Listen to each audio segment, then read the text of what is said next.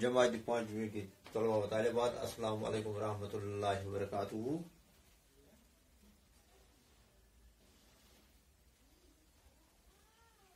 پیارے بچوں، آپ کو معلوم ہے کہ آج ہم پچھلے چند دنوں سے آپ کی انگلش ٹیکسٹ بک میں سے ایک لیسن پڑھ رہے ہیں جس کا عنوان ہے دا مین ہو امپاور دا بلائنڈ۔ تو آپ نے پڑھا ہے کہ جو لوئی بریل تھا اس کی جب بینائی حادثہ کے طور چلی گئی تو اس کے بعد اس کے ماں باپ پریشان تھے کہ کس طرح لوئی اپنی زندگی اچھی طریقے سے گزار سکے۔ تو اس کو بعد میں ایک اسکول میں داخل کیا گیا جو اندھوں کے لیے بنایا گیا تھا، جس کا نام تھا the Royal Institute for the Young Blind.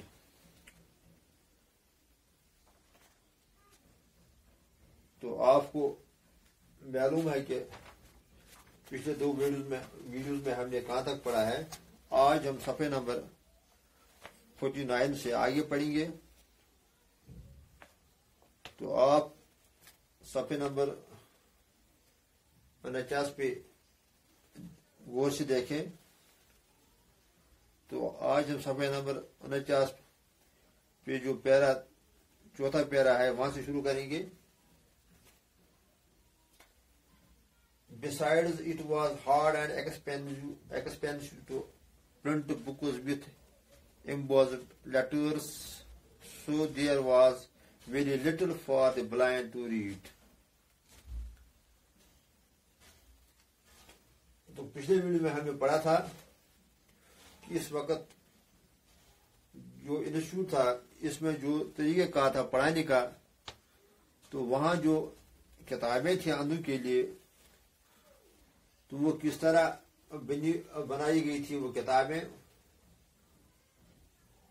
تو اس میں جو لیٹرز تھے کتاب میں وہ تو تراشی ہوئی لیٹرز تھی یا کندہ کیے ہوئی لیٹرز تھی جو کتاب پہ ریز کیے ہوئے تھے تاکہ اندھا اپنے ہاتھ سے اس کو چھو کر یہ پہچان سکے یہ کون سی لیٹر ہے۔ لیکن چونکہ اس کے لیے بڑے بڑے لیٹر لکھنے پڑتے تھے تو اس وجہ سے وہ جو کتابیں تھیں ان کا جو والیوم تھا وہ کافی بڑا ہوا کرتا تھا، یعنی بڑی بڑی کتابیں بنانی پڑتی تھی جس کو پڑھنے کے لیے کافی وقت لگتا تھا۔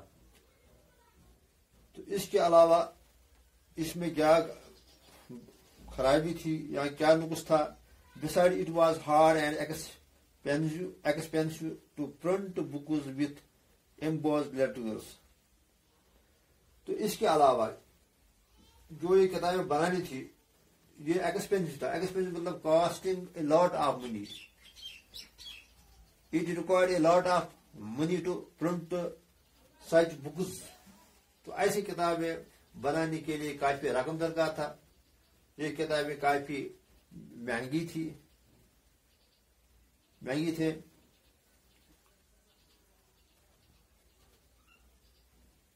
تو اس پہ جو یہ ایمبوز لیٹرز بنانے پڑتے تھے اس کی وجہ سے یہ کتابیں زیادہ قیمتی تھے۔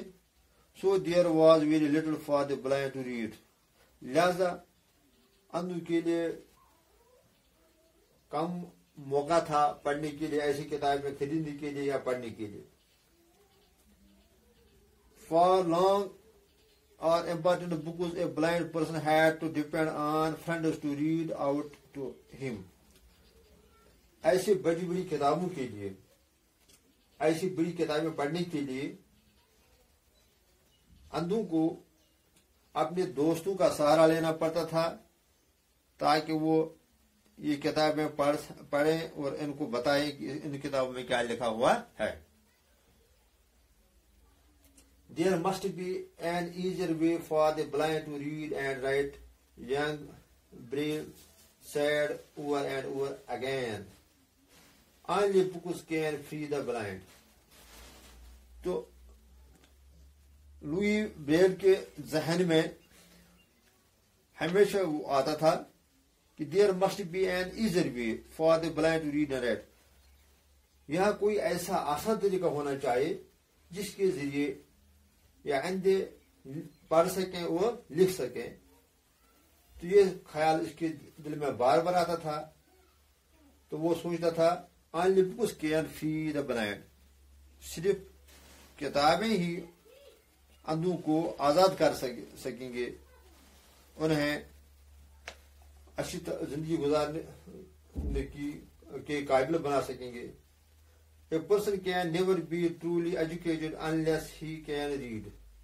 تو اس کا خیال یہی تھا کہ جب تک نہ اندھا خود پڑھ سکے تب تک وہ حقیقی طور پہ ایجوکیٹڈ نہیں بن سکتا ہے, تعلیم یافتہ نہیں بن سکتا ہے.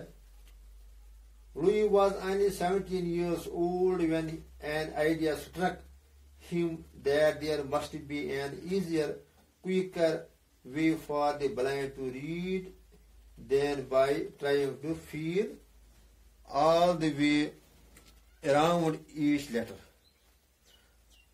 لوئی کی عمر 17 سال تھی جب اس کے ذہن میں ایک آئیڈیا آیا, ایک خیال آیا کہ there must be an easier quicker way. یہاں ایک آسان طریقہ ہونا چاہیے وہ طریقہ ہونا چاہیے جس سے اندھا جلدی پڑھ سکیں. For the blind to read then by trying to feel all the way around each letter. وہ چاہتا تھا کہ کوئی ایسا طریقہ ہونا چاہیے جس میں آسانی سے وہ جلدی سے اندھا پڑھ سکے, اس کے برعکس کے وہ ایک لیٹر کو فیل کرنے میں زیادہ وقت صرف کرے. He was looking for a code. وہ ایک کوڈ تلاش کرنا چاہتا تھا. کوڈ کہتے ہیں ایک system of words, letters etcetera especially for the purpose of secrecy.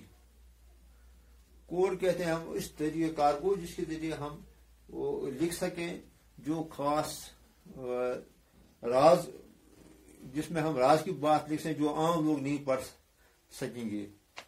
تو وہ چاہتا تھا کہ کوئی ایسا طریقہ ہونا چاہیے, کوئی ایسا کوڈ ہونا چاہیے جس کو اندھا اپنے ہاتھوں سے چھو کر پڑھ سکے. On evening he found the answer. One evening he found the answer. کہتے ہیں کہ ایک شام کو اس نے اپنے اس خیالات کا جواب پایا. He was sitting in a restaurant listening to a friend read aloud from a newspaper. He was sitting in a restaurant. وہ ایک ریسٹورنٹ میں بیٹھا تھا.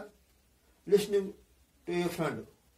وہ سن رہا تھا کہ اس کا ایک جو دوست تھا, a friend read aloud from the newspaper. اس کا جو دوست تھا وہ اونچی آواز میں ایک اخبار پڑھ رہا تھا. Suddenly he heard something that made him jump up. اچانک اس نے اس دوست سے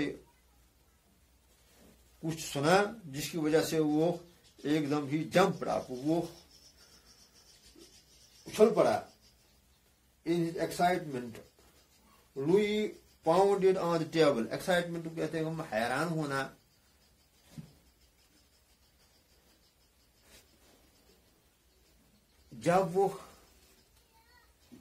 جب اس نے سنا اپنے دوست سے اخبار میں اس کے بارے میں کچھ لکھا ہے, اس کوڈ کے بارے میں, تو وہ خوشی سے اچھل پڑا.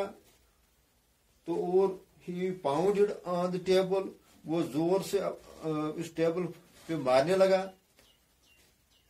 ہی سٹرک,